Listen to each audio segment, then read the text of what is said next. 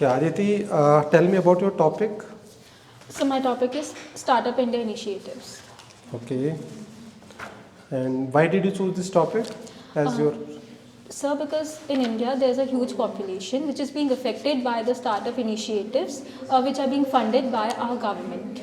It is providing them a lot of employment, which is a boon for our population. Okay. And you mentioned there is a PPC and a startup schemes. How can you relate both the PPC and startup scheme?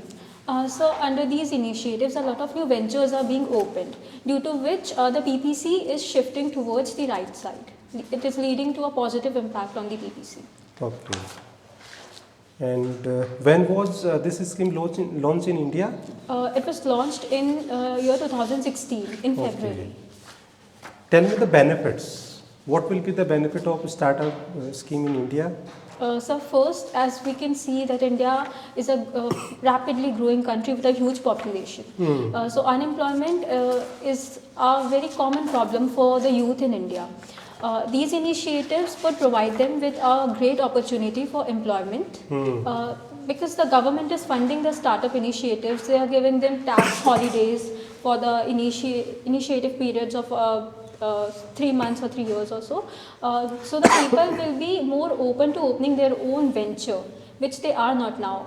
Because it's a common problem. People who want to open their own business often feel scared of standing up on their own and starting their own venture without any initial support. Now that the government is providing them this initial support, it will be a boon to Indian population. Is there any limitation of this scheme, do you think? Yes, sir. There is a lack of infrastructure in India, so it is a big problem to provide the people, so many people who are enrolling daily for these schemes, to provide them with a lot of infrastructure. Then providing tax holidays to these people is becoming more and more difficult for government by each passing day, as it is leading to a huge financial burden on the government. There is a very interesting point you have mentioned in your project, startup and women empowerment. Yes, sir. So tell me a little bit about how. So as in society, women are always less supported by their families than men. So these schemes are proving to be a huge backbone support to these women who want to establish their own business. As you know, it is a societal norm that women who want to stand up on their own feet, who want to establish their own business, they are always put down by their own families as well as the society. So women who want to be a big business women in future, they are being benefited by these schemes. The most important part of this project is research methodology. So tell me a brief about what you did in this. So for this, I searched upon various websites, including government websites. I collected data from those websites, which included statistical data from sites of employment and other government sites, and then I compiled them, and the result is in front of you. Tell me about the economic analysis and interpretation of your case study. What you did in this? Highlighted points which you want to highlight of the analysis and interpretation. Highlighted points. So in this I've taken two main Startup India initiatives. One is Multibhashi and other is that Startup Oasis in Jaipur Bill. So I've written about those two initiatives in this. Although it is seen that people are being benefited by these two schemes, there is still a lack of infrastructural development.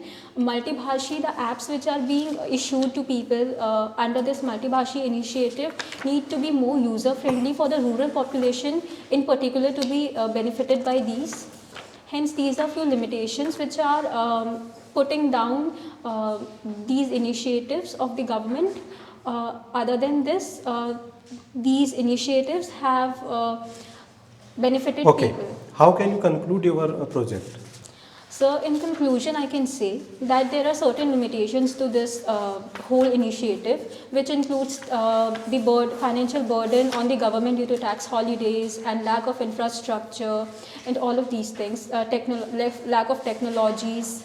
But on the other hand, if we see, then have benefited our population on a large scale, especially if we see that it have also helped us to lessen the gender inequality in our nation by providing women with the much needed support. Okay.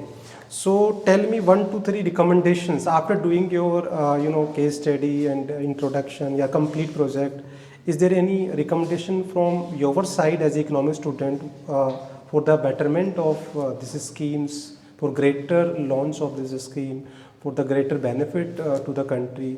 Is there any suggestion from your side?